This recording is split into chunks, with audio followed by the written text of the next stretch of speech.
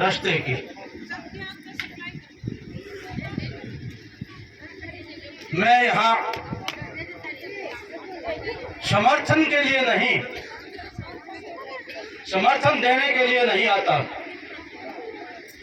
आज से 1 साल पहले भी मैं यहाँ पर मांग करने के लिए आया हूँ। ये हमारा अधिकार है।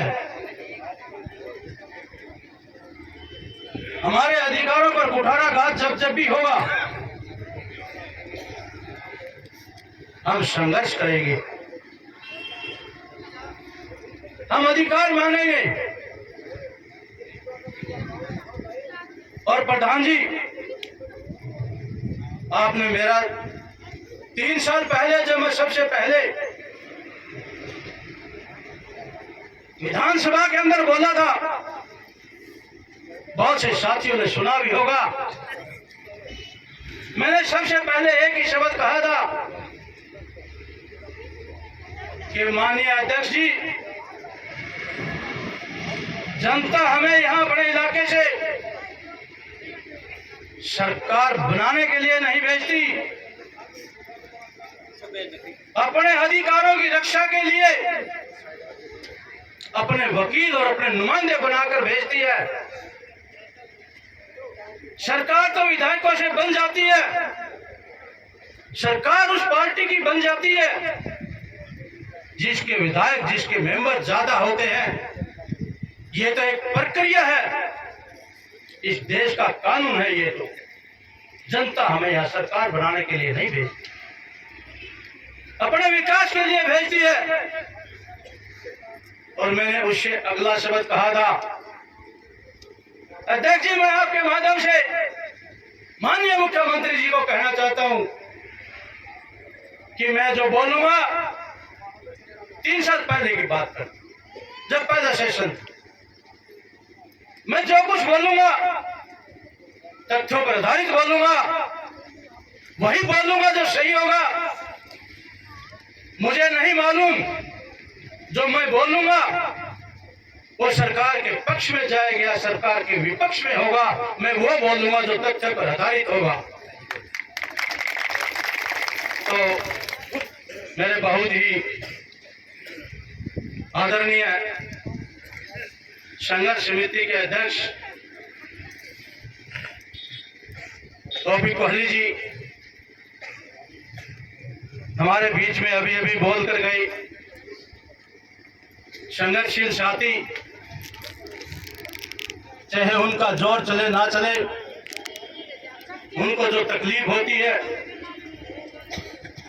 वो महसूस करने योग्य होती है। ऐसे हमारे अध्यक्ष सुरेश कोच जी, सभी गांव के आए हुए मेरे सम्मानित सरपंच साहिबान, आसपास से तलुंडी गांव से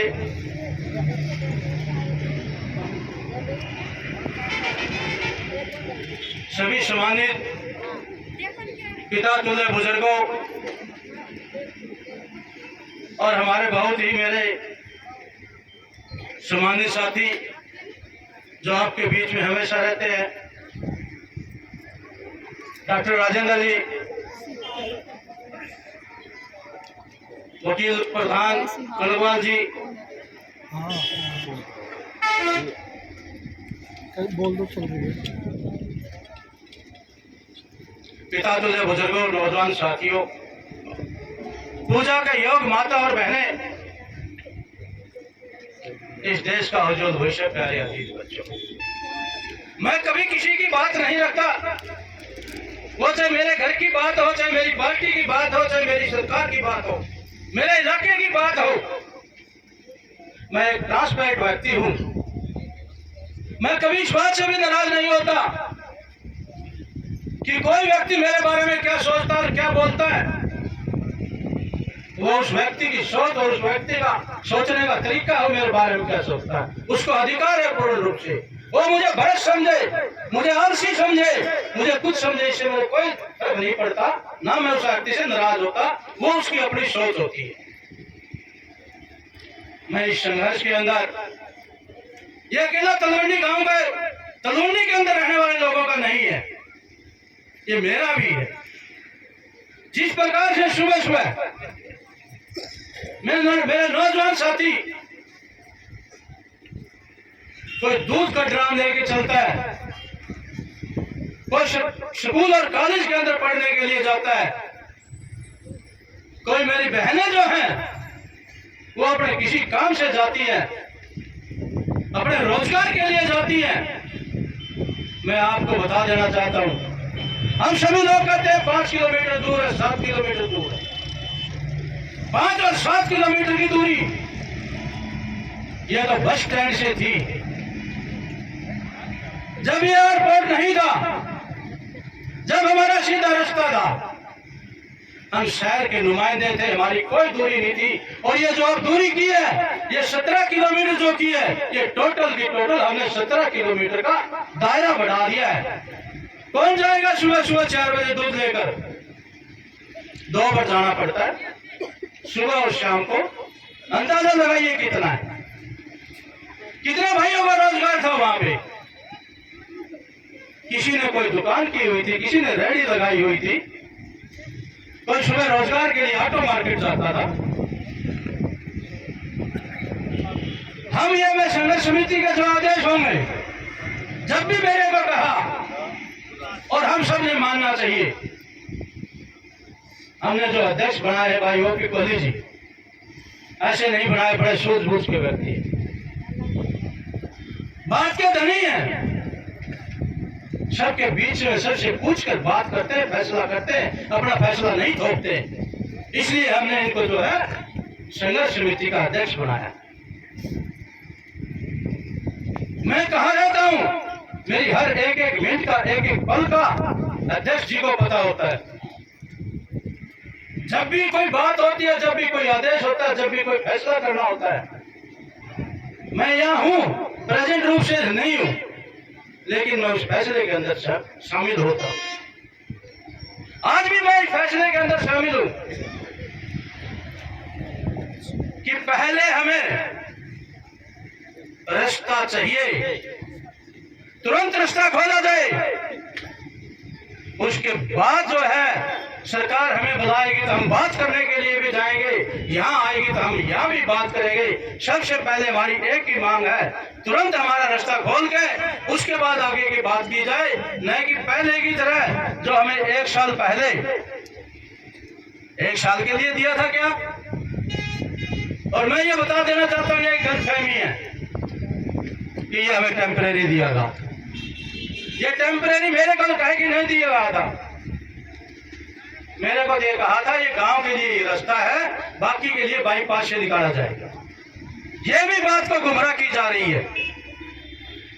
हमें परमानेंट रास्ता चाहिए, गांव के लिए रास्ता चाहिए, जो सीधा रास्ता हो। ठीक है, एयरपोर्ट बन रहा है, हम इसके विरोध में नहीं है, लेकिन हमारी तकलीफ और हमारे शरीर के ऊपर पांव टेक कर एयरपोर्ट बने, हमें यह भी मंजूर नहीं। तो इसलिए मैं सरकार के खिलाफ नहीं हूं, मैं सरकार के खिलाफत भी नहीं करता, मैं सरकार के साथ 100% हूं, लेकिन इस मुद्दे पर मैं 100% सरकार के खिलाफ हूं। मैं मेरे भाईचारे के साथ हूं, मैं किसी की कोई परवाह नहीं करता कभी भी। आपने सेशन, ये पिछले सेशन में अध्यक्ष जी देखा हुआ, जो सरपंचों का मुद्दा उठा था, बहुत से साथी है, 3 दिन, तीसरा दिन था सेशन को, जब वो मुद्दा उठाया गया, जैसे ही मेरी बारी आई सेशन में बोलने की, मैंने सबसे पहले सरपंच भाइयों का मुद्दा उठाया था। और वो सरपंच भाइयों का मुद्दा नहीं, ये भी एक घुमा के फिरा की बात कर रहे हैं, सरपंचों का मुद्दा है। मैं ये कहता हूं ये विकास का मुद्दा है। सरपंच चुनकर आए हैं, जब उनके पास पावर नहीं होगी तो विकास कहां से होगा। मैं बार बार कहता हूं, सरपंच कौन कितने पैसे लगा के आया, उसकी कैपेसिटी थी। किसी ने जलेबी खवाई, किसी ने हलवा खवाया, ये कहां से मुद्दा आ गया बीच में? 1 करोड़ रुपए लगा के आए हो तो हम पूरे नहीं होने देंगे। किसने कहा है? पास कहां से आए, उसके घर के पैसे हैं। आज जो संघर्ष कर रहे हैं सरपंच साथी, मैं डंके की चोट में कहता हूं, वो अपने लिए संघर्ष नहीं कर रहे, वो अपने गांव की किसी पुड़िया को ठीक करने के लिए, किसी गली को बनाने के लिए, किसी जोड़ और तालाब की रिटर्निंग वाल के लिए, किसी खेत के रास्ते के लिए वो संघर्ष कर रहे हैं। वो कैसे बने? ई टेंडिंग में जितने आज तक छोटे काम आए हैं सब ने वापिस भेज दिए। कैसे करेगा ई टेंडिंग वाला? ईट का रेट जो 6800 रुपए है, सरकार 5600 रुपए देती है। 30% माइनस चला जाएगा। खेत का रास्ता बनाना है, उसकी लेवलिंग का पैसा नहीं देती, उसमें मिट्टी डलती उसका पैसा नहीं देती। सरपंच तो दूसरे मत से उसको करवा देता था, ई टेंडिंग वाला ठेकेदार क्यों कराएगा? उसने तो माइनस में लिया हुआ है। तो इसलिए जो भी सरपंच साथी जो संघर्ष कर रहे हैं, जो धरनों पर बैठे हैं, हम सब ने उनका साथ देना चाहिए।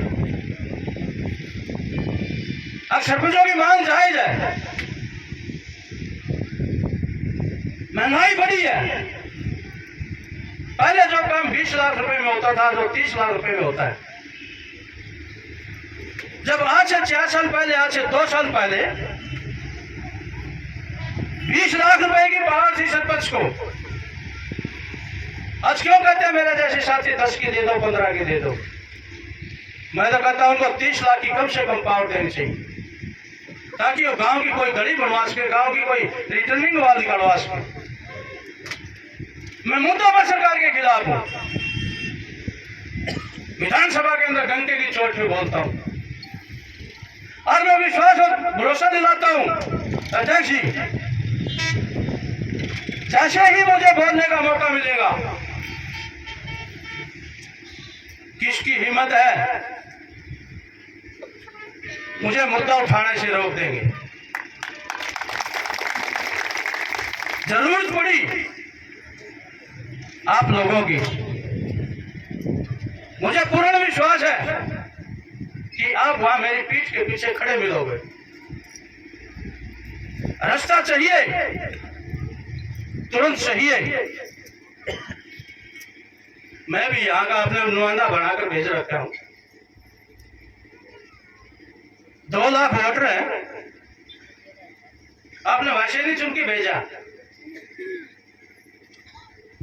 सरकार का फर्ज बनता है मेरे इलाके की जनता जो तकलीफ में हो मुझसे बात करे। जब तक रास्ता बंद नहीं किया था, मैंने सरकार से बात करने की कोशिश की, मेरा फर्ज बनता था। जैसे ही रात को मुझे पता चला, सुबह मैंने वकील साहब को टेलीफोन किया। वकील साहब शांति तो है, तब तक इन्होंने भी अखबार नहीं पढ़ा था। मेरे पास 80 वाला वर्जन आता है, उनमें किसी में नहीं था। मैं भी थोड़ा असंतुष्ट हुआ, चलो शांति रही, नहीं तोड़ा था, नहीं तोड़ेंगे। लेकिन तुरंत 5 मिनट बाद वकील साहब का सुबह फिर 8 बजे फिर टेलीफोन आ जाता है, 8 सवा 8 बजे। कहो तो गड़बड़ हो रही, वहां क्या हो रही, मेरे अखबार में आ रही, मेरे वाले में नहीं। ऐसी क्या बात? जिस प्रकार कोच साहब कहते थे, रात को बंद करने की क्या जरूरत, दिन में बंद करिए, अपनी ताकत से करिए बंद। रात को क्यों करते? रात को तो गलत काम करते हैं। रात को चोर लुटेरे होते हैं जो घूमते फिरते हैं गलियों में। उस तरह से रास्ता बंद करने की क्या जरूरत? तो साथियों, हाँ वो बात बीच में रही। जब रास्ता बंद कर दिया,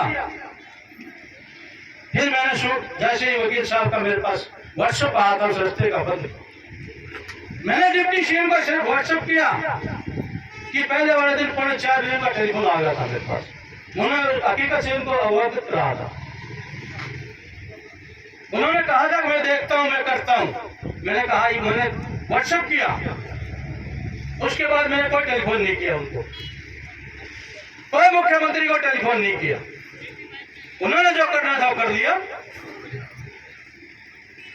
हम तो बात करेंगे तब करेंगे जब हमारा रास्ता चालू कर देंगे, वरना हाँ संघर्ष समिति या आप लोग जो कहेंगे मैं आदेश का पालन करूंगा, लेकिन मेरी अपनी सोच ये है कि जब तक रास्ता चालू ना करें हम सरकार से बात नहीं करेंगे। अपनी तरफ से उनका कोई मैसेज आए और यहाँ आए, पहले रास्ता मेरे पास आएगा तो मैं तो एक ही बात कहूँगा, मैं बात तब करने आऊंगा, तब मेरे साथियों को जाऊंगा जब पहले आप ये रास्ता चालू कर दोगे, वरना आप जानो और हम जाने।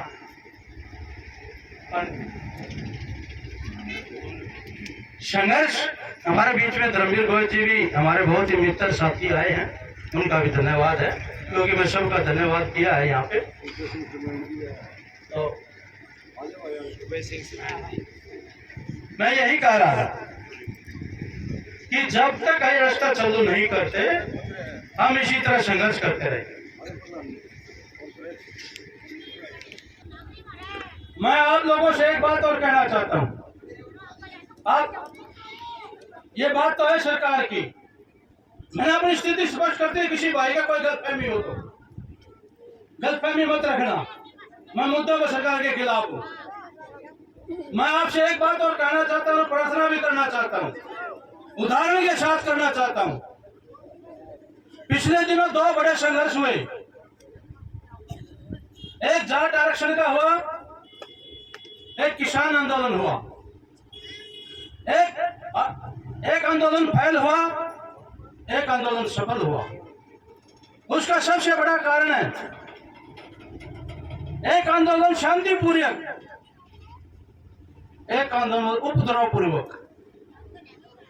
शांतिपूर्वक जो आंदोलन होता है, उस दिन जो शुरू वाले दिन रास्ता बंद कर रहे थे, हम भी उस दिन कर सकते थे, लेकिन हमारा धैर्य है, हम शांति प्रिय लोग हैं। ऐसा नहीं है कि उपद्रव से सफलता मिलती है, शांति से रहेंगे, मेरी ये प्रार्थना। वैसे संघर्ष समिति का जो फैसला मुझे मान्य है, शांति से रहेंगे, झगड़ा नहीं करेंगे, अपना धरना रखेंगे, सरकार से एक ही मांग करेंगे, सबसे पहले हमारा रास्ता चालू करो, फिर हमारे को जो प्रमाण रास्ता उसके ऊपर फिर बैठ की बात करेंगे।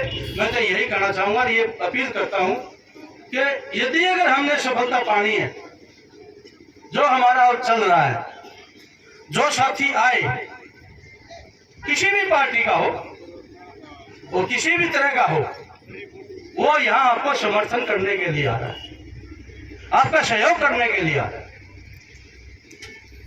तो उसका स्वागत करें, उसका आदर करें, उसको जो बोलने का समय हो मांगे उसको बोलने का समय दें। मेरी ये आपसे प्रार्थना दो ही है कि उपद्रव ना करें, झगड़ा ना हो, हमने झगड़ा करना नहीं है, इस आंदोलन को सफल बनाना है। तो इसलिए मैं ज्यादा न कहते हुए एक बार फिर जिन साथियों ने आज तक यहाँ आकर जो हमारे धरने को समर्थन दिया, हमारा सहयोग किया, उसके लिए मैं सबका तहे दिल से धन्यवाद करता हूँ। और एक बात और कहता हूँ अध्यक्ष जी, यदि अगर आप उचित समझो, आज का जितना भी खर्चा किसी भी प्रकार का है, प्रसाद का है, बिजली का है, कर्मचारी का है, उचित समझो तो आप मुझे बता देना, आज का सारा खर्चा मैं दूंगा।